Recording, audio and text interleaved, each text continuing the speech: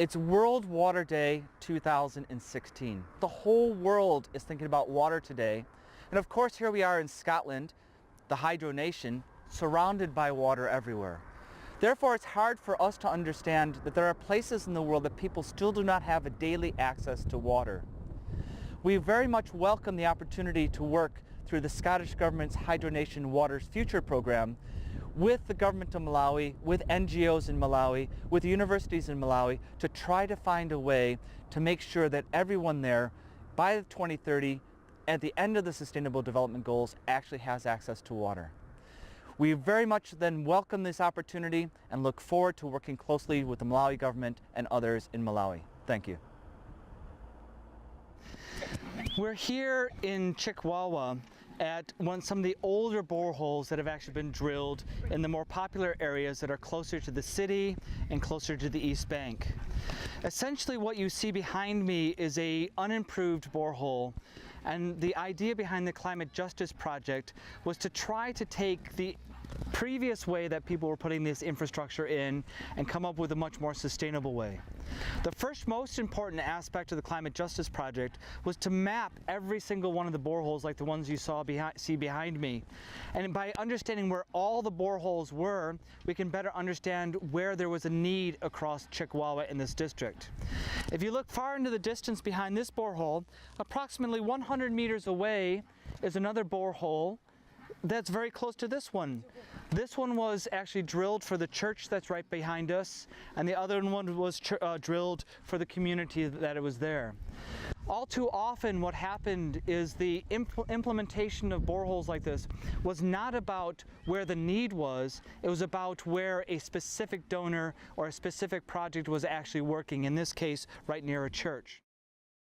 This borehole was installed by a UK charity in 1993. It lasted less than 10 years.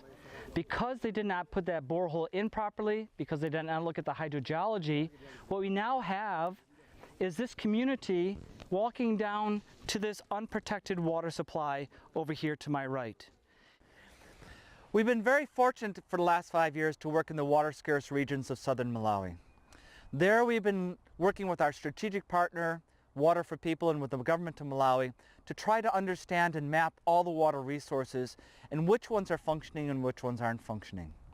This has been able to allow us to understand an investment need, with the investment need to start thinking of ways of actually gaining capital resource, concurrent capital resource that can keep these water supplies going and actually make a long-term sustainable rural water resource.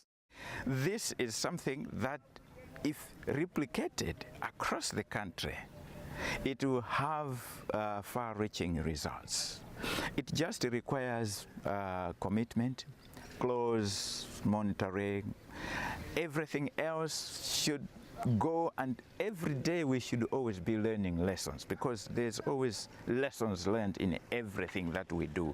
So looking at what we have achieved so far, I think if replicated, we have far-reaching results in the country. One of the new opportunities with this Scottish Government Hydro Nation Water Futures program project that we're starting in Malawi is to actually build capacity. And this is not just capacity for people here in Scotland or for people in Malawi, but a shared capacity. There'll be shared learning back and forth between the two countries on water resources.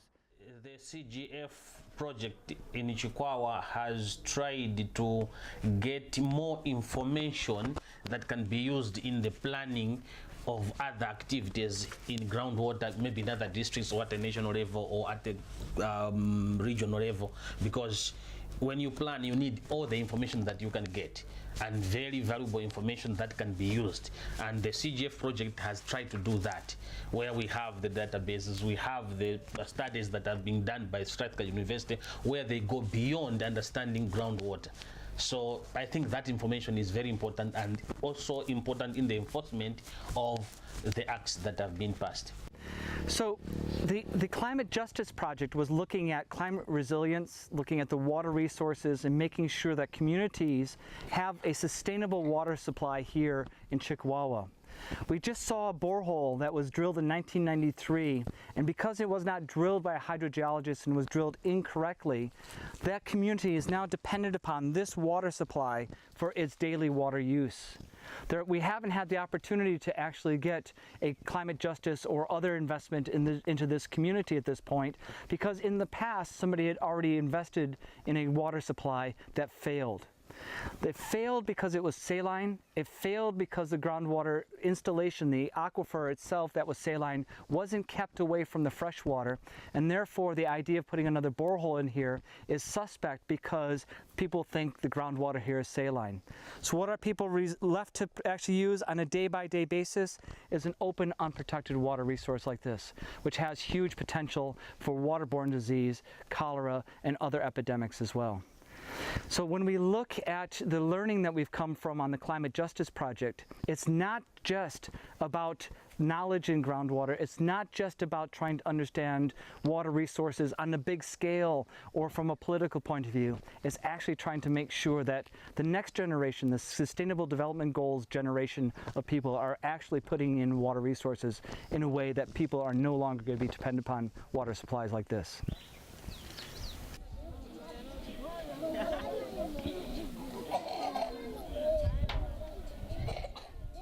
This understanding, therefore, from the last 5 years has allowed us to expand this into 7 more districts into southern Malawi. And the new funding from the Scottish Government under the Water Futures program will expand and apply the work that we're doing in just 1 district to 7 other districts. With this, we can look at the potential then for investment strategies that can meet the Sustainable Development Goals.